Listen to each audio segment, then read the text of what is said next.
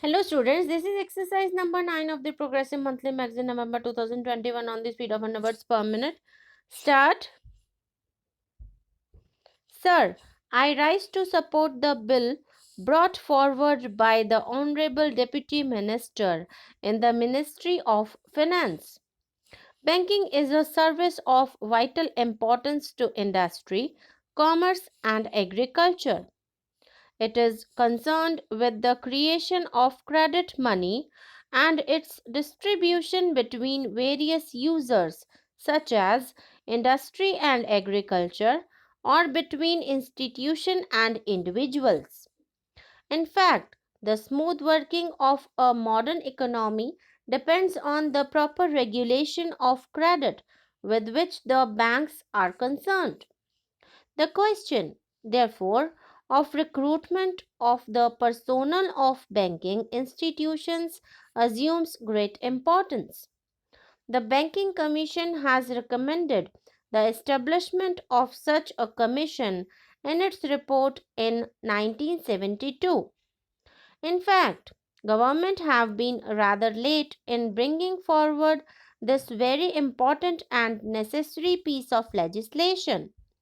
Before nationalization, some of the big commercial banks had made some arrangements of their own for recruitment of their staff.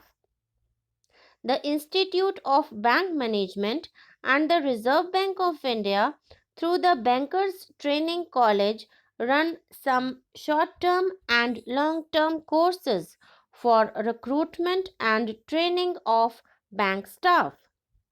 But these arrangements are not adequate even to meet the requirements for recruitment of higher cadres. The largest proportion of banks' staff consists of clerks and cashiers.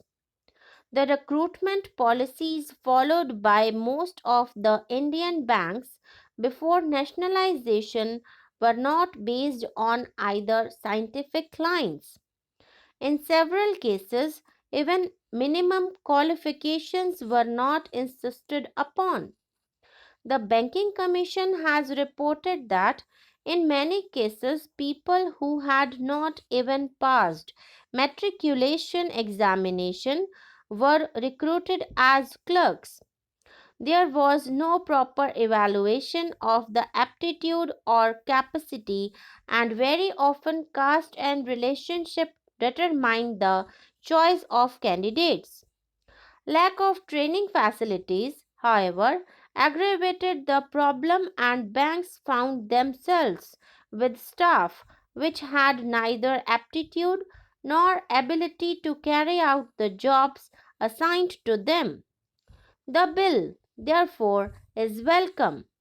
It seeks to provide for proper methods of selection for recruitment.